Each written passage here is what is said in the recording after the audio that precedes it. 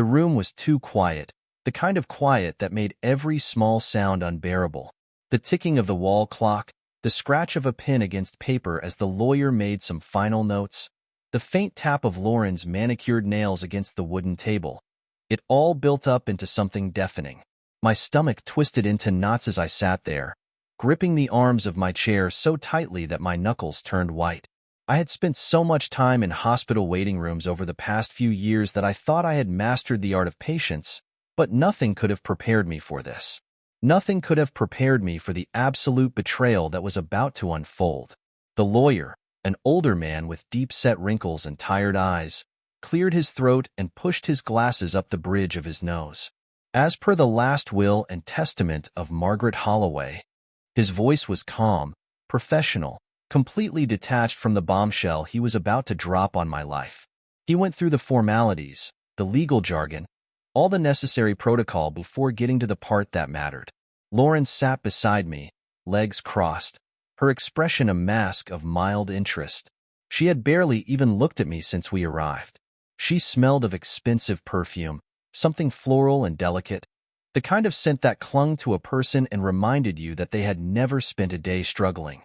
Unlike me, she wasn't suffocating in grief, wasn't reeling from the exhaustion of years spent taking care of our mother. She was just here, as if this were some tedious errand she needed to check off her list before heading off to brunch with her equally privileged friends. I clenched my jaw, bracing myself, waiting, and then it came. To my daughter, Lauren Holloway, I leave the house located at 214 West Elm Street, along with all financial assets, including remaining savings and investments. The air was knocked out of my lungs. The walls around me seemed to tilt, the weight of those words pressing down on me until I couldn't breathe. There had to be a mistake. I turned my head so sharply it hurt, staring at the lawyer as if he had just spoken in another language. "I'm sorry, what?" He barely blinked, continuing in that same neutral tone. "Your mother expressed her wishes clearly. Your sister is to inherit the estate and all associated assets." I felt my heart pounding, my pulse roaring in my ears. My mother was gone, and with her, everything I had spent years sacrificing for. The house, the home I had cared for, the savings, which I had helped manage when she was too sick to handle her own finances, the life I had put on hold to take care of her. All of it, gone. I turned to Lauren, expecting shock, confusion, something that might indicate she had no idea this was coming. But she just sat there, frozen for only a fraction of a second before quickly smoothing her expression into something almost apologetic. That hesitation, that tiny flicker, told me everything I needed to know. She knew. Maybe not the full extent of it, maybe not the exact details, but she had known that Mom had planned to give her everything. She just hadn't had the guts to say it out loud. I forced out a laugh, one that sounded hollow and bitter even to my own ears. "You have got to be kidding me." Lauren finally spoke, her voice soft, careful. I didn't know, I swear. I thought she'd leave it to both of us." Liar. The word slipped out before I could stop it, but I didn't regret it. Her eyes widened slightly, and for a moment, I saw something flicker there. Guilt, irritation, maybe even amusement at how quickly I had unraveled. But she covered it up fast, shaking her head. "I didn't ask for this," she murmured, reaching out like she actually expected me to take her hand. I slapped it away. "No, but you're sure as hell not about to give it up, are you?" She hesitated, her lips parting like she might try to argue, but then she shut her mouth. Of course, she wouldn't give it up. Lauren had always been the golden child, the one who could do no wrong. Even when she had skipped town for years, barely visiting, barely calling, our mother had still chosen her. The lawyer cleared his throat, shifting slightly in his chair.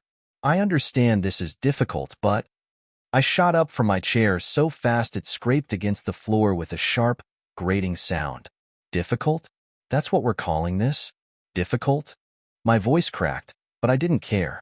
I gave up everything for her. I put my life on hold. My breath hitched, and I shook my head, willing myself not to break in front of these people. "And she left me with nothing?" Lauren sighed, standing up as well. "Listen, I don't know why she did this, but maybe we can talk about it. Figure something out? Figure something out? I cut her off, rage making my voice sharper than I intended. Like what? You going to cut me a check, Lauren? Give me an allowance from Mom's money? Her mouth snapped shut, and the guilt was gone, replaced by something colder. She wasn't going to share. I let out a hollow laugh, shaking my head as I backed toward the door. Of course not. Lauren stayed silent, her hands folded neatly in front of her like some polite guest at a dinner party. The lawyer didn't say anything either, his job done, his obligation to me over. I turned and walked out, the heavy doors slamming shut behind me. The air outside was thick and humid, clinging to my skin like a weight I couldn't shake. My legs carried me forward, but I had no idea where I was going. My entire body felt like it was vibrating, every nerve screaming at me to do something, to make someone understand how deeply unfair this was. But there was no one to explain it to. My mother was gone. Lauren had taken everything, and I was going to find out why. I sat in my car gripping the steering wheel so hard my hands started to ache, but I couldn't bring myself to start the engine. The street outside the lawyer's office was busy with people going about their lives, unaware that mine had just been torn apart by a few lines in a will. My mother had made her decision, and I had been erased like I never mattered. The weight of it all pressed down on me, making it hard to breathe. Lauren would walk away with everything, while I had to figure out what came next. I finally forced myself to start the car, driving without any real destination in mind. But I knew exactly where I would end up. The house. My house. The one I had spent years taking care of, the one I had cleaned, maintained, and repaired while my mother got worse. The house I had woken up in every morning, cooked in, cried in, watched my mother slowly lose herself in. But now, it belonged to Lauren, who had barely stepped foot in it during Mom's last years. I pulled into the driveway, my heart pounding so loudly in my ears that I almost didn't hear the sound of another car pulling up behind me. Lauren got out, her face carefully neutral, but I could see the tension in her posture. She was bracing herself, waiting for me to explode again, but I didn't give her the satisfaction. I stepped out of my car, walking up to the front door without even looking at her. My hands trembled as I unlocked it. The moment I stepped inside, the familiar scent of the house hit me, but it no longer felt like home. It felt like a place that had been stolen from me. Lauren followed me in, closing the door behind her with an exaggerated sigh like she was already exhausted by whatever conversation she thought we were about to have. Look, I know you're upset, but we need to talk about this like adults. I didn't plan for this to happen, and I didn't manipulate Mom into giving me everything. She walked further inside, glancing around as if she was finally taking in the reality of what she now owned. I turned to face her, my voice flat. Then explain it to me. Explain how she could do this to me after everything I've done for her. Lauren hesitated, crossing her arms as if she was suddenly on the defensive. I don't know. I was just as surprised as you were when the will was read. I didn't even know she made one, let alone that she left everything to me. I narrowed my eyes at her, searching her face for any sign that she was lying. You expect me to believe that? You expect me to believe that Mom just woke up one day and decided to screw me over completely without ever mentioning it to you? She shrugged, looking away. I don't know what you want me to say. Maybe she thought you'd be fine on your own. Maybe she thought I needed more help. I don't have your stability, and you know that. You have a career. You have a life outside of all of this. I don't. I let out a bitter laugh, shaking my head. So that's what this is?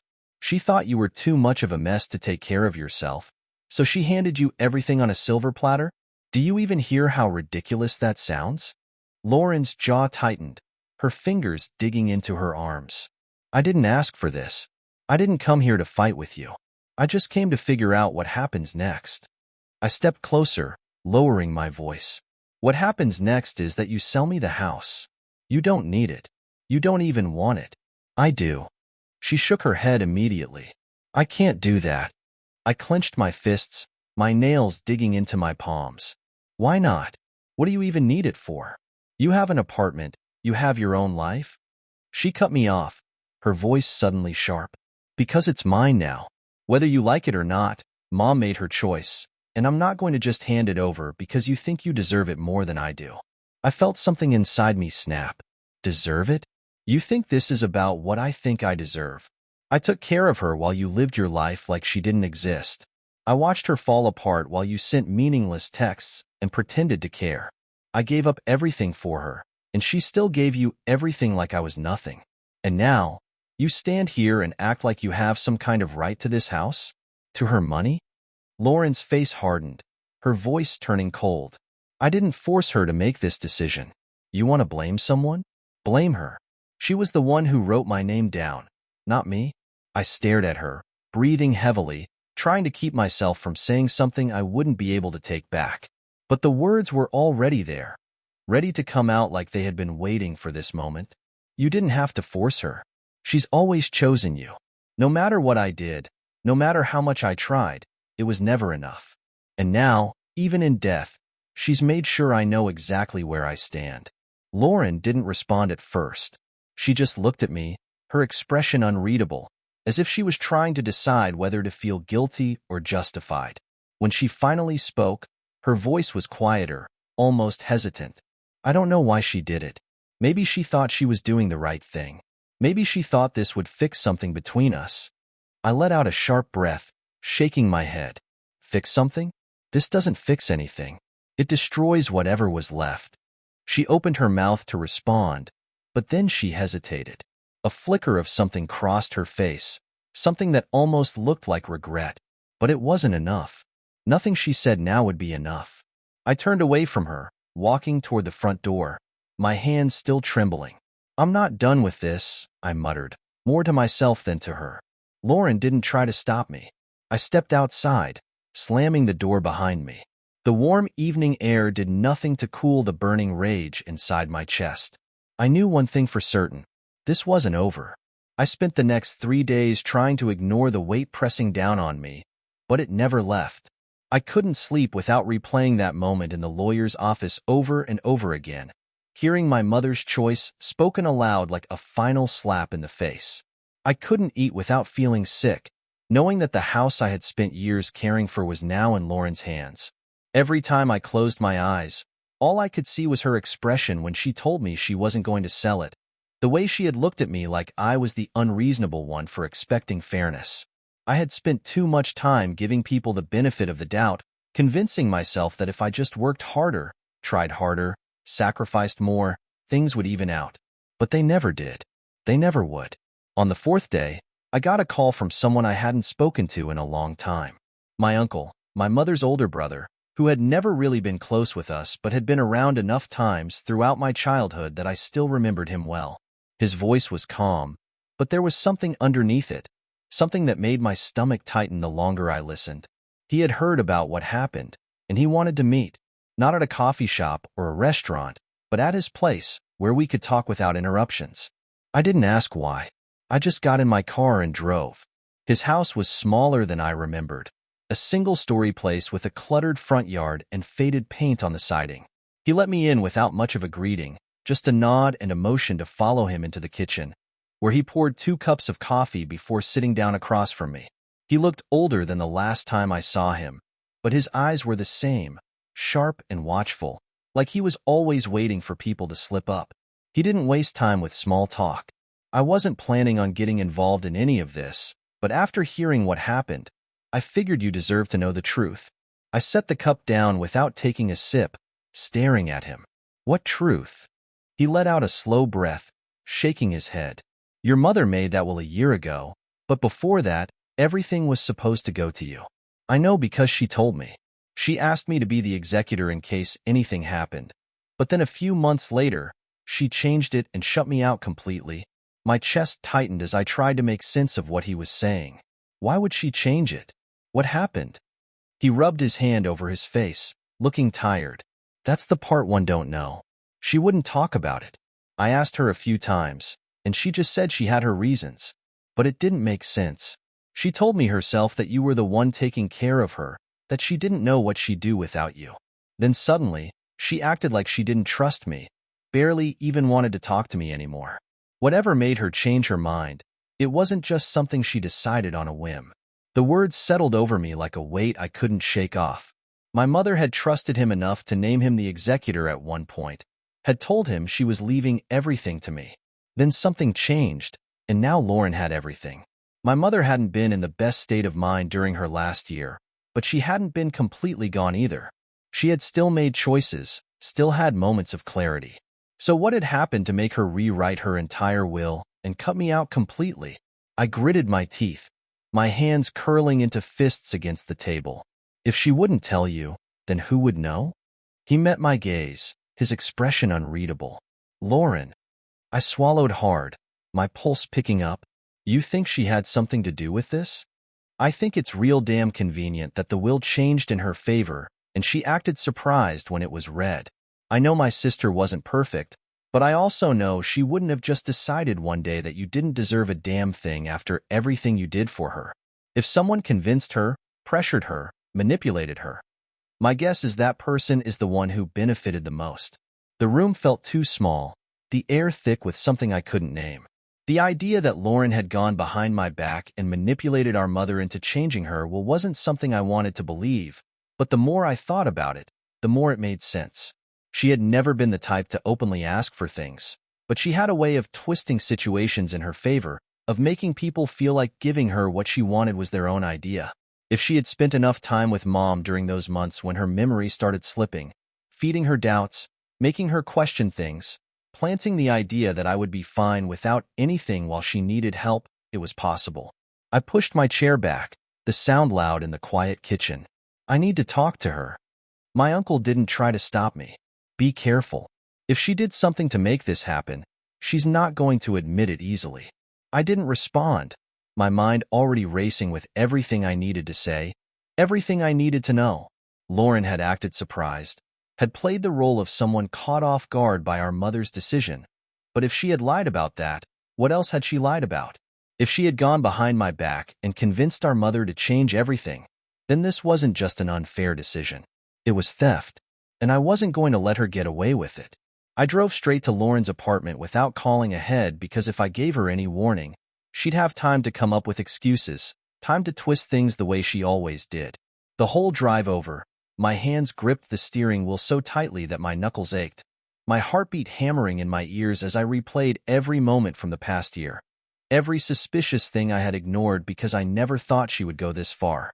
If she had manipulated Mom into changing her will, then everything about the last few months was a lie, and I was done being the one who let her get away with it. I parked and walked straight up to her door, knocking hard enough that I knew she'd hear it even if she tried to pretend she wasn't home.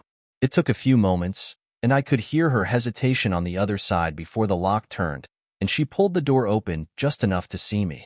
Her face was unreadable, her expression blank in a way that only made me angrier because I knew she had already figured out why I was here. What do you want? I pushed the door open wider without waiting for an invitation and stepped inside, forcing her to back up as I walked into her living room. You need to tell me the truth, she sighed, closing the door and folding her arms across her chest, her voice already carrying that irritated edge she always got when she was caught in something she didn't want to deal with. I don't know what you're talking about. I turned to face her, barely able to keep my voice steady. I talked to Uncle James. He told me everything. Mom was leaving everything to me before she suddenly changed her mind and cut me out completely.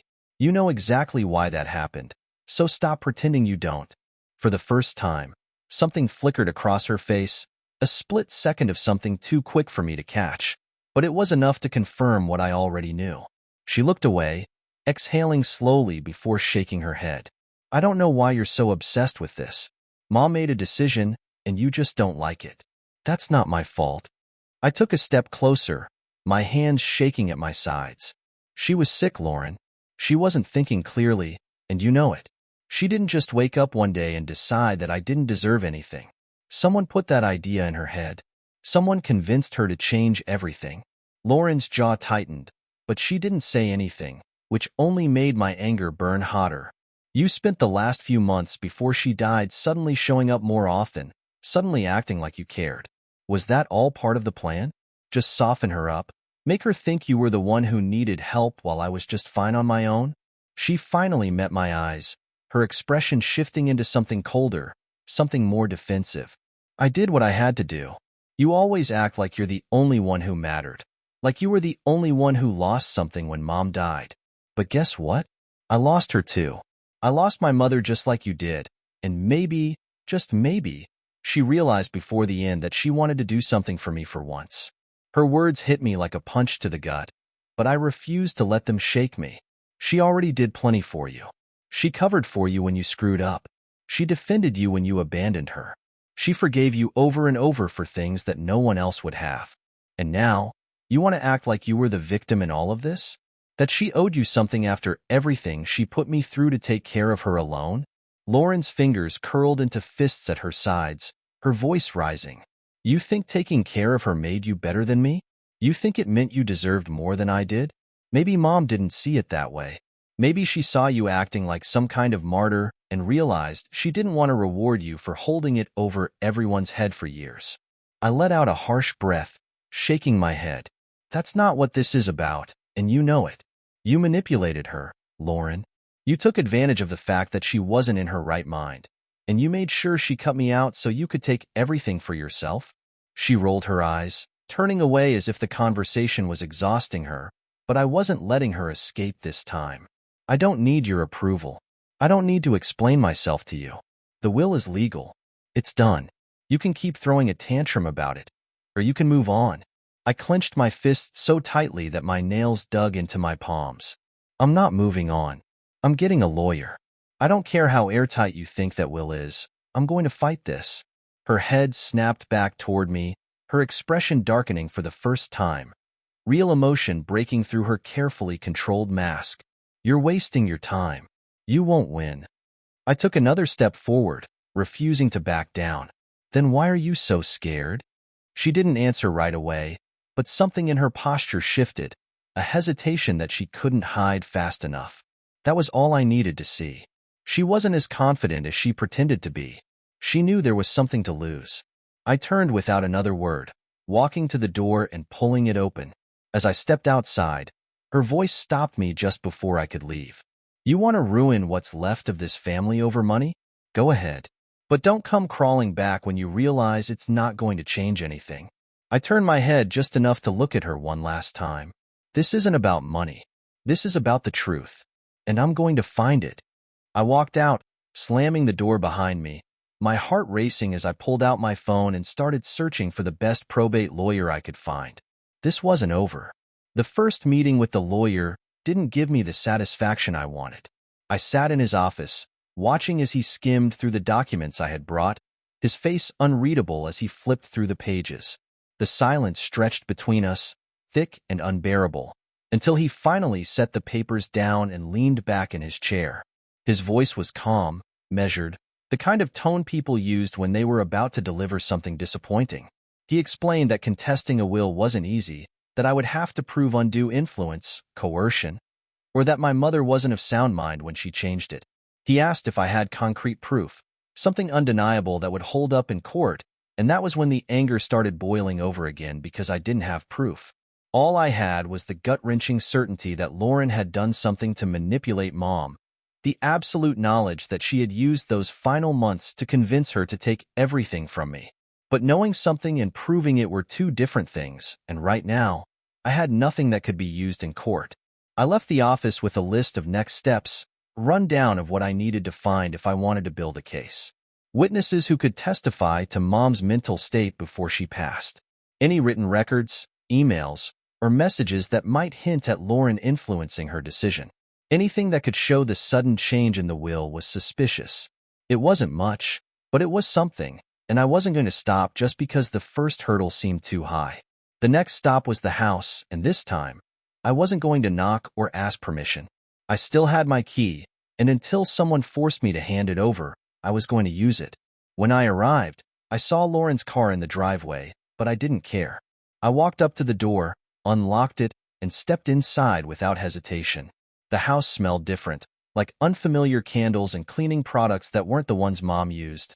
And that realization sent a wave of rage through me. Lauren had already started making it hers, erasing everything that tied it to the years I had spent taking care of Mom. She appeared from the hallway almost immediately, her face twisted in frustration as she saw me standing there. "What the hell are you doing?"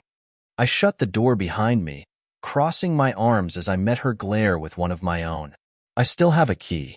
Thought I'd stop by and take a look at the house I spent years taking care of before you decided to steal it." She scoffed, shaking her head. "You can keep playing the victim all you want, but that's not going to change anything. You already talked to a lawyer, didn't you? Let me guess, he told you that you don't have a case." I ignored her attempt to get under my skin. "I just need to find the right proof. That's why I'm here. I'm going through Mom's things, and unless you want to physically stop me, I suggest you stay out of my way." Lauren's expression faltered for a second, something flashing in her eyes before she quickly masked it with indifference. "You're wasting your time. Mom didn't leave behind some secret letter confessing that she changed the will against her real wishes. There's nothing here that's going to help you." I walked past her, heading toward Mom's old bedroom. "Guess I'll decide that for myself." She didn't follow me, but I could hear her pacing in the hallway as I pushed the door open and stepped inside. The room was different. Some of the furniture was moved, some of Mom's things were missing, and it was clear Lauren had already gone through everything. But she wasn't as thorough as she thought. I started with the drawers, pulling them open and sorting through papers, old photographs, anything that looked like it might be important. Most of it was just meaningless clutter. But then, in the bottom drawer of the nightstand, I found a small notebook. I flipped it open, my breath catching as I saw my mother's handwriting. The dates were recent, from the last year of her life, and as I skimmed through the pages, my stomach twisted. It wasn't a detailed diary, but it was enough. Scattered between random thoughts and grocery lists were entries that made my blood run cold. Mentions of confusion, of forgetting things more often, of not remembering conversations she had just had with Lauren. One entry in particular made my hands shake as I read it. "Lauren says I need to update my will. She keeps bringing it up, says she's worried about what will happen when I'm gone. I don't remember talking about this before, but she says we have. She says I told her I wanted her to have the house. I don't remember saying that. Maybe I did. Maybe I'm forgetting things again. It's hard to know what's real sometimes." I turned the page, scanning frantically for anything else that could prove what I already knew, but it was the last mention of the will. But it was enough. It was evidence that Lauren had been pushing Mom to change it, planting ideas in her head, making her question her own memory. I walked back into the hallway, gripping the notebook in my hands as I held it up. "You really thought you covered all your tracks, didn't you?" Lauren's face paled slightly, but she quickly recovered, crossing her arms with a scoff. "What? You found Mom's old notebook. So what? That doesn't prove anything." I stepped closer, my voice low and sharp. "It proves that you were pressuring her. It proves that she didn't even remember wanting to change the will until you convinced her that she did. It proves that you took advantage of the fact that she was already losing her memory, and you pushed her into doing exactly what you wanted." Her lips pressed together, but I could see the tension in her posture, the way her fingers dug into her arms. "You still don't have a case." I let out a slow breath, nodding slightly. "Maybe not yet, but I will." She didn't say anything as I walked past her, heading straight for the door. I had exactly what I needed. This wasn't over, and no matter how much Lauren tried to pretend she had one, she was about to find out just how wrong she was. I didn't wait to see Lauren's reaction as I walked out the door, gripping the notebook so tightly that my knuckles ached. I got into my car and drove straight to my lawyer's office, barely able to keep my hands steady on the wheel. Everything that had felt hopeless before now had weight, proof that my mother hadn't made the decision on her own, that Lauren had fed her doubts, manipulated her memory, and taken advantage of her condition to steal everything out from under me. This was the first solid step toward undoing what had been done, and I wasn't about to waste a second. The lawyer read through the notebook carefully, flipping through the pages more than once, his face unreadable as he processed what was written. He didn't speak for a while, and the silence felt suffocating, like I was waiting for a verdict that would determine everything. When he finally set it down, he folded his hands in front of him and met my eyes with a look that was far more interested than the last time I had been here. He explained that this was good, better than good. It wasn't absolute proof, but it was strong, something that could call the will into question, something that could force an investigation into whether my mother had truly been of sound mind when she made the changes. It wouldn't be easy, it would take time, and Lauren would fight it every step of the way, but I had a case now. A real case. I left his office with something I hadn't felt in a long time: certainty. It wasn't over yet, but it would be. I would make sure of that. Lauren didn't call, didn't text, didn't try to get ahead of what was coming.